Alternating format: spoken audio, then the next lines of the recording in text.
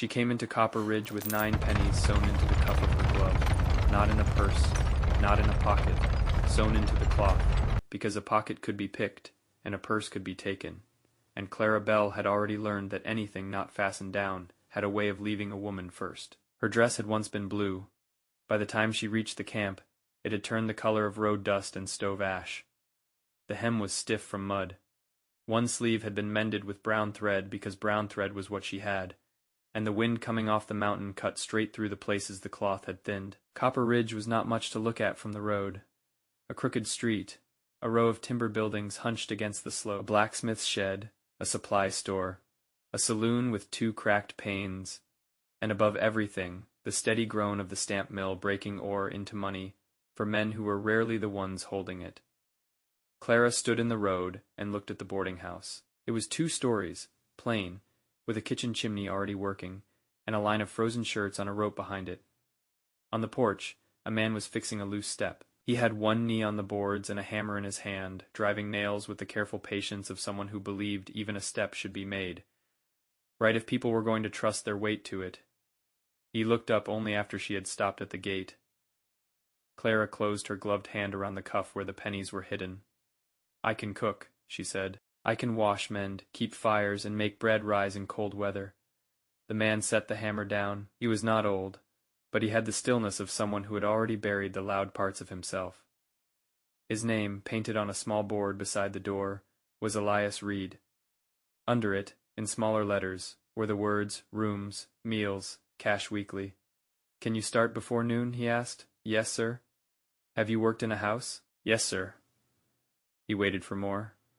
Clara had learned that men often mistook details for permission. She gave him only what belonged to the question.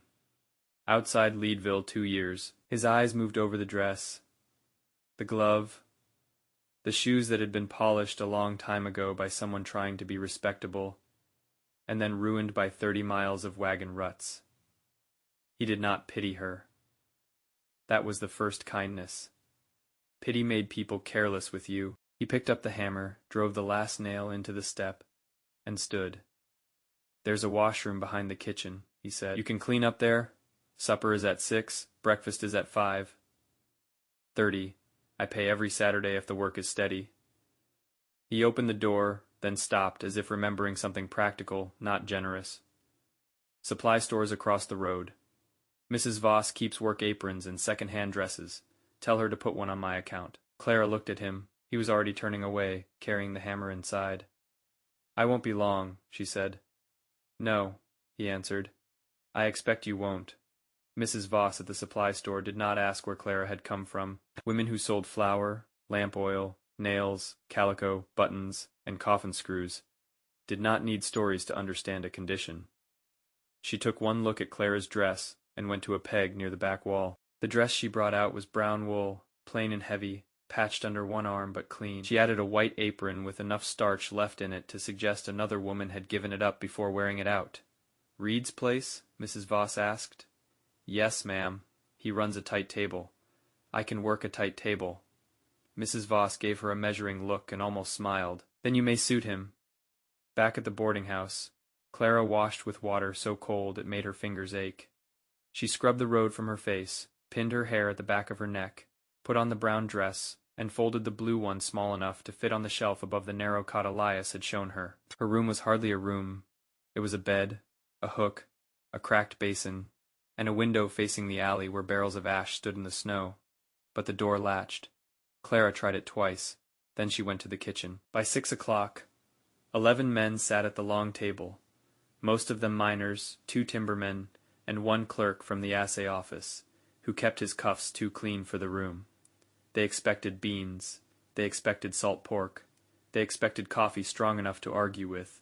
Clara gave them all of it. Then she put down a pan of soda biscuits, split high and pale, brushed with the last of the bacon fat. The room changed. Not loudly. Men who had spent 12 hours underground did not waste energy on surprise. But forks slowed.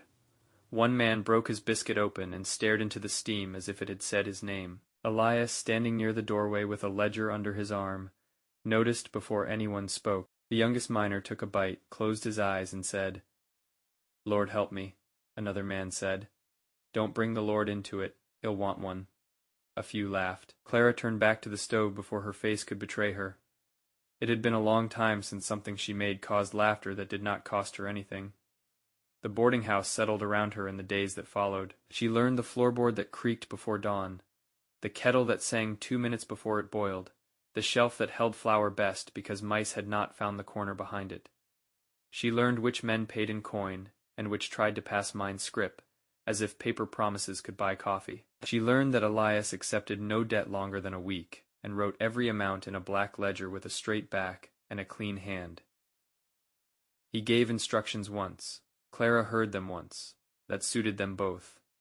By the second week, she was rising before the bell at the mill. Elias came down one morning to find the fire made, coffee boiled, beans soaking for noon, and Clara standing at the block cutting salt pork into exact strips, so the meat would stretch without seeming thin.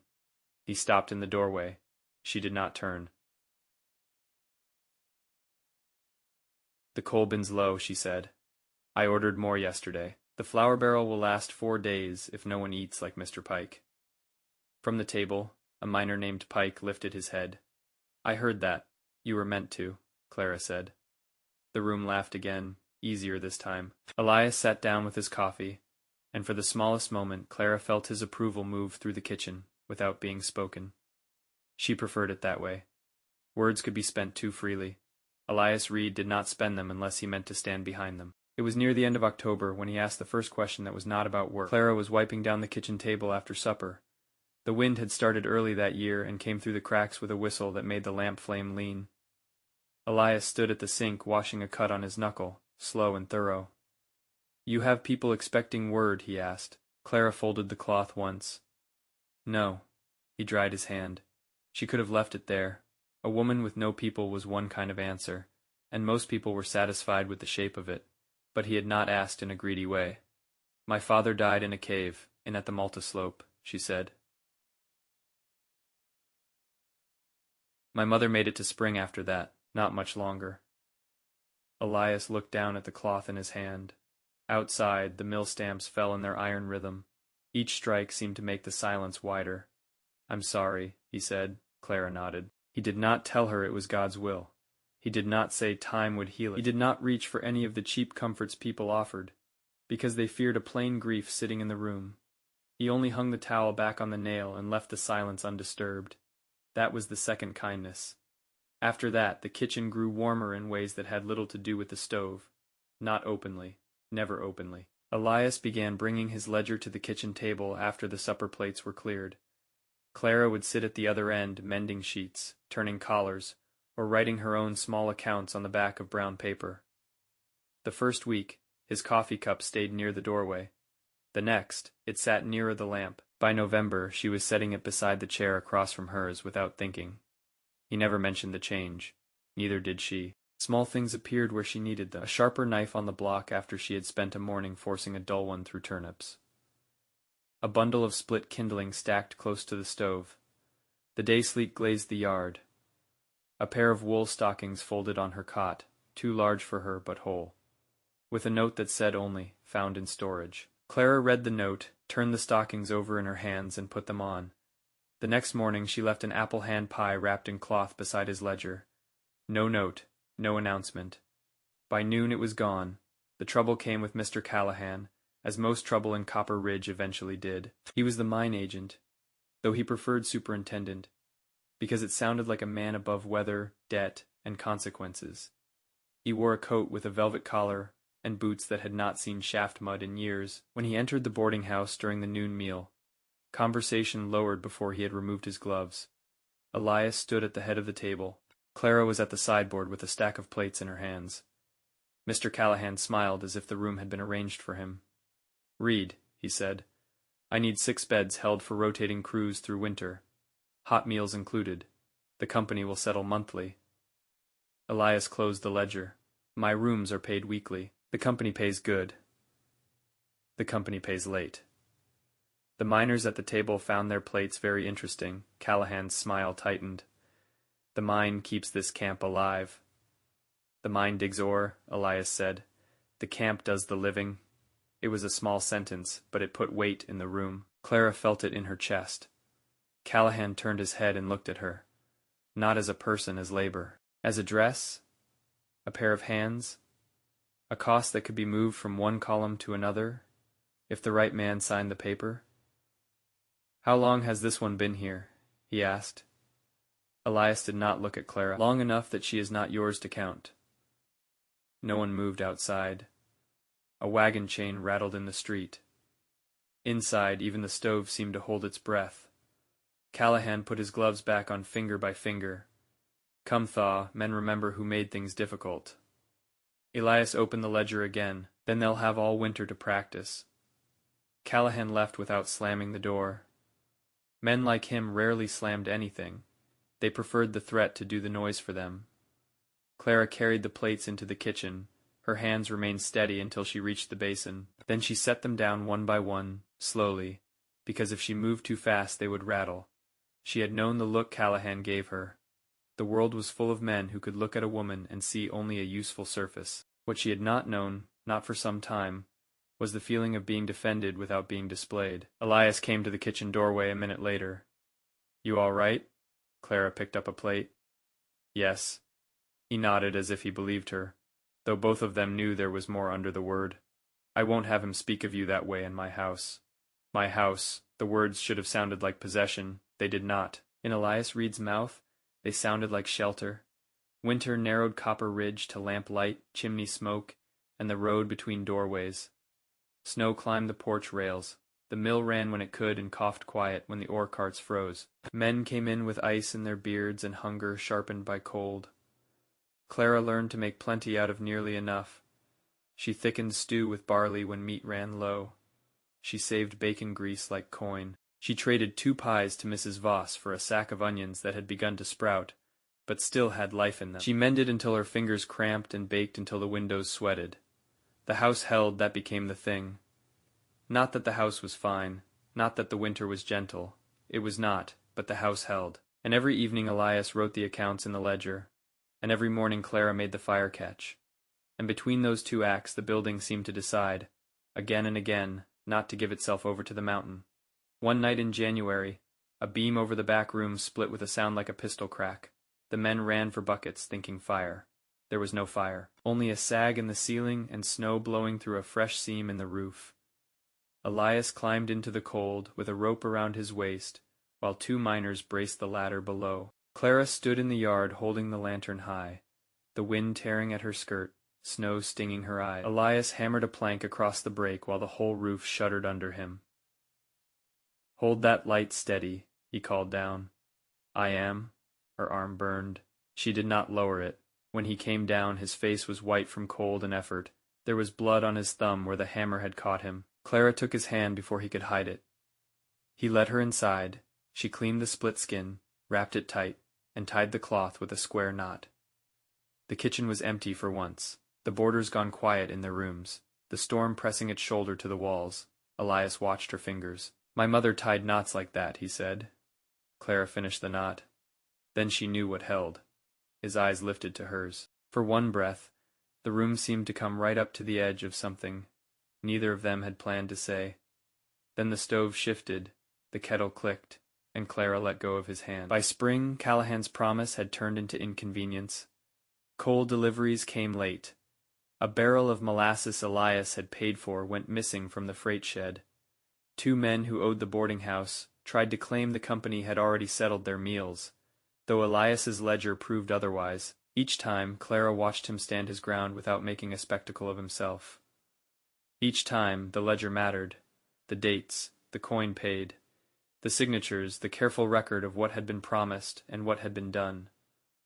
A man like Callahan lived by making people doubt what they knew. Elias lived by writing it down before anyone could move it.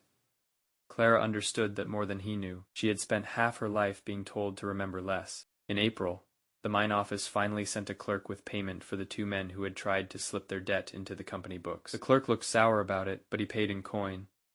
That evening, Elias set $3 silver on the kitchen table. "Yours," he said, for the extra meals they tried not to count. Clara looked at the money. In another life, $3 would have been wages here. It felt like proof. She took $1 and slid 2 back to him. "For the roof plank," she said. I bought the plank, and I held the light. He looked at the coins, then at her. A smile touched his mouth so briefly that someone else might have missed it. I remember. The proposal came 2 weeks later, on a morning clear enough that the mountains looked newly made. Clara had just set bread to rise. Elias came into the kitchen washed, shaved, and wearing the black coat he kept for funerals, bank meetings, and matters that required courage in daylight. That alone made her still. He did not pace. Elias Reed was not a pacing man. He stood by the table and placed both hands on the chair back, as if making sure the room would stay under him. I have been thinking about the house, he said. Clara wiped flour from her hands. The roof or the pantry? Neither. He looked at the table, then at her. This place has run better since you came into it. That is true, but it is not all. I mean, the bread dough sat under its cloth. The stove ticked. Somewhere upstairs Mr. Pike snored through a morning he would deny missing. Elias drew in a breath. I am not asking because I need a cook. I had a cook before you. I am not asking because winter is hard, or because Callahan made trouble, or because people will talk easier if there is a name for what they have already noticed. Clara's heart was beating so hard she could feel it in her wrists. I am asking because when I come down before dawn, I look for the lamp at this table. I look for your hands working. I look for the way this house sounds when you are in it, and I do not want to spend the rest of my life pretending that is only habit. He stopped. Then plainly, because he could not do it any other way, he said, Will you marry me, Clara Bell? For a moment she was back on the road with the wind in her sleeves and 9 pennies sewn into her glove. She had thought then that safety would be a locked door. Then she thought it would be wages, then a warm stove, then a clean bed. A man who had seen her hunger, her skill, her grief, and her pride, and had not tried to own any of them. Clara crossed to the hook by the door where her old glove still hung. She had kept it for reasons she had not explained to herself. She took it down, pulled loose the thread at the cuff, and shook the 9 pennies into her palm. They fell with small, bright sounds onto the kitchen table. Elias looked at them. When I came here, she said, that was all I had that no one had managed to take. She took his hand and turned it palm up. Then she placed the pennies there. I would like to stop carrying them alone. His fingers closed around them slowly. Yes? He asked, though her hand was already in his. Yes, Clara said. No one cheered, no bell rang. The mountains did not alter themselves for the occasion. The bread rose under its cloth. The stove burned. The house held, and that was enough. 3 years later, on a September evening, a little girl slept in a cradle Elias had built from pine boards taken from the repaired roof. Clara sat beside the hearth with one foot rocking the cradle runner. Her hair was looser now at the temples. There was a flower mark on her sleeve, and a softness in her face that had not been there when she first walked into Copper Ridge, though the strength had never left it on the mantel. In a small glass jar were 9 pennies, not hidden, not sewn away. Just there, catching lamplight. The boarding house was fuller than it had ever been. The ledger showed settled rooms, paid meals, repairs made on time, and enough winter stores ordered before snow. Callahan had left the year before for a richer mine that did not make him richer. Copper Ridge remained, as mining towns did, half hope and half ruin, always becoming something or failing to. But the house still stood. Elias came in quietly and set one hand on the cradle, stopping the runner with care. The baby sighed, considered waking, then decided against it. Clara looked at the jar on the mantel.